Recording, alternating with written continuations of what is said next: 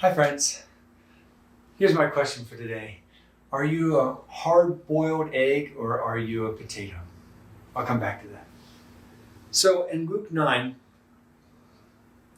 Jesus calls his 12 disciples and he gives them, Luke says, power and authority, and he sends them out to say and do incredible things in his name, like cast out demons and cure diseases and proclaim the kingdom of God among the people, and also to help people who are sick.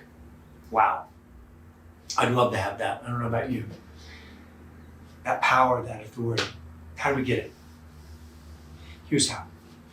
So Luke goes on to say that immediately after Jesus says this and gives this, that he says, now take nothing for the journey, no provisions. He says, I don't want you to take a walking stick or a sack on your back, or food or money, or don't even take a second tunic. Why would Jesus say that? I mean, especially if they're going to be out on a journey for quite a while, they're going to need extra provisions. Wow. For this reason. Jesus wanted, while he was with his disciples, to teach them that he will provide for all their needs, rather than they providing for their own needs. The temptation that we can get into, with our money, our possessions, our homes, our jobs, our things, our stuff, is that all of that and the way we are in relationship with them can get into our spiritual lives. And so much so that we provide for ourselves everything that we need up and down our lives, rather than allow God to provide. In essence, practically speaking, we become practical atheists. We acknowledge with our minds and our beliefs and our hearts and our lips that we believe in God, but we don't let God be God and provide for us. And so we live our lives at such a pace and such a pitch that we're running in order to provide for ourselves and for our loved ones. And in doing that, we don't provide for ourselves and for them what we and they need most, and that is God. Because we live as practical atheists. And this then gets translated and transferred to our children and to everyone else in our lives. And guess what? They get taught by what we teach them, how we live. And so we then advance atheism in our culture. Again, not the intellectual atheism, but the practical atheism. So that's not good. And Jesus knows this about human nature. And so right at the beginning of his church, right with the ones that he's establishing as the founders of his church. He's the founder, and he's going to build his church upon Peter and the rest. Is he saying to them, live a life where you're not God, but I'm God. And you're not worried about providing for yourself. I'll provide everything that you need. Now, what he's not saying to us in the 21st century is don't work, and don't have a house, and don't have food on your table, and don't work for these things. He's not saying that. What he's saying is, as you provide for your family and for yourself and have a house and a job and a car and all this kind of stuff, don't fill up with it in such a way and live in such a way that all this depends upon you. Live in such a way that you fill up with me, and as all this depends upon me, because it does, and pray that way, live that way, and then everything else along the way, you and I will take care of. I'll take care of you and everyone else. If you take care to have me first, and you have enough space inside of your hearts and inside of your souls that I can actually occupy that and as God. And then I will indeed take care of everything. I'll motivate you to study and to get that job and to work in that job. But not as if that job is everything and I am so little compared to that. Because isn't that kind of how we're living right now? Let me put it in these terms. Going back to the egg and the potato. I'm going to tell you a story of a woman who was a missionary in Pakistan. And while she was a missionary there, she lost her 6-month-old baby, meaning her 6-month-old baby died. And we can only imagine the devastation in her heart and in the heart of her husband. So they were in a very dark place. And she's a missionary. And she's also human. And she has a heart. And her heart was broken. So all the villagers she talks about in her diary, the villagers were so kind to her. She had been spending all these years caring for them, and now they were reaching out to her. And in particular, she notes in her diary about the local Punjabi, the local holy man. And he comes up to her and her husband and says this: as you're going through this terrible tragedy in your life, please take care to guard your heart during this time. And he said, because during a time such as this, you have to make the decision whether or not you're going to become a hard-boiled egg or a potato. And he went on to describe. He said, experiences like this are the stuff that can be a boiling point in your life.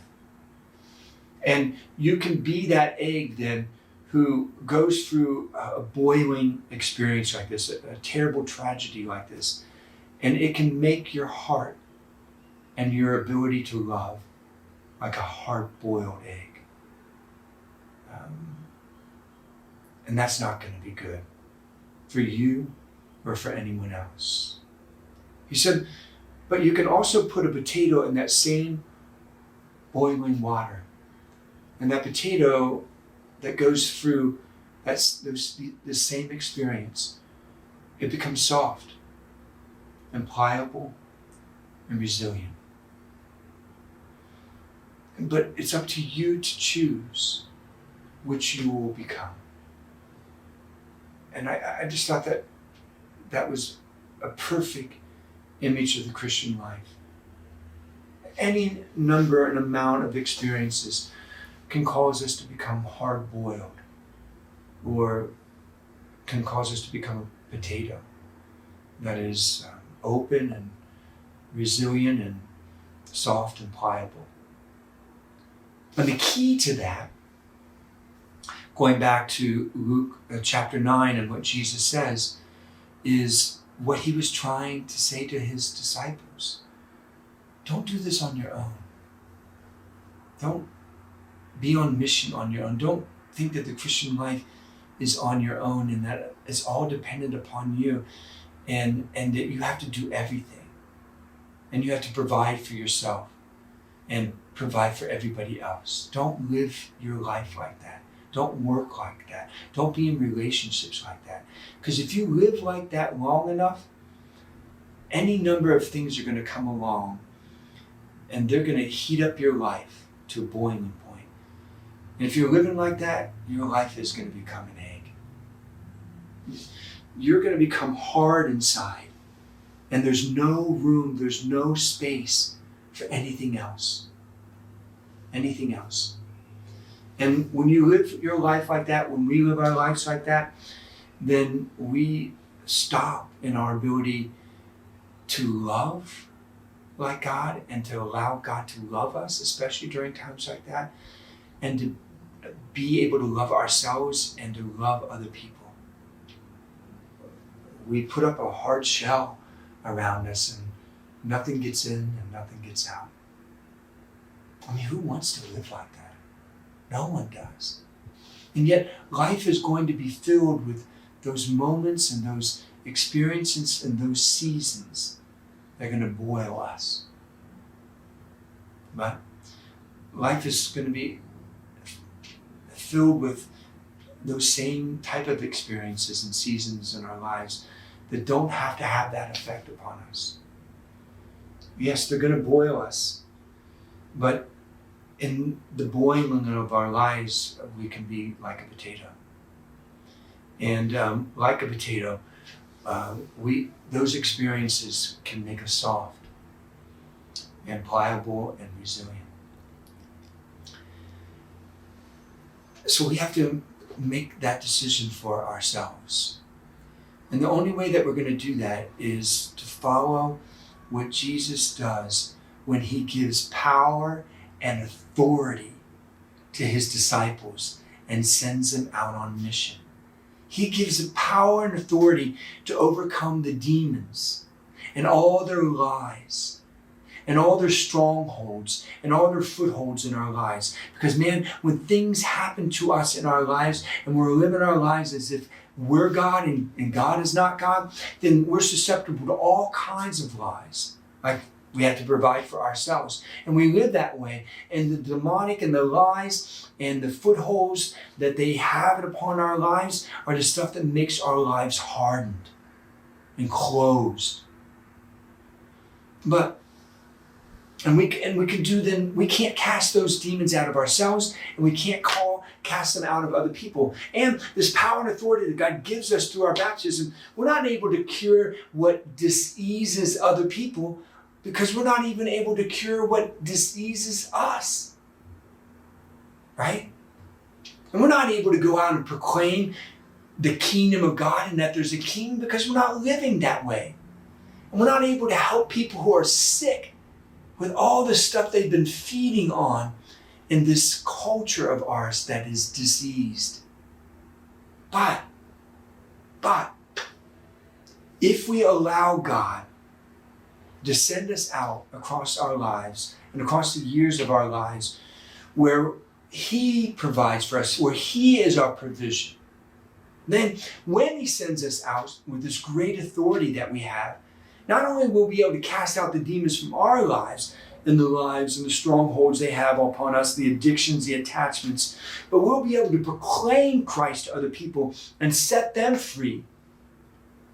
Cure what diseases them, the diseases that have taken possession of their lives, and be able to cure the stuff that they have become sick from in our culture. I mean, how do you want to live? Because the boiling point experiences in our lives are going to happen. They're going to come. Do you want to be a hard egg, hard-boiled egg, or do you want to be a potato? And it's a question to answer not just for yourself, but everybody else that you'll run into.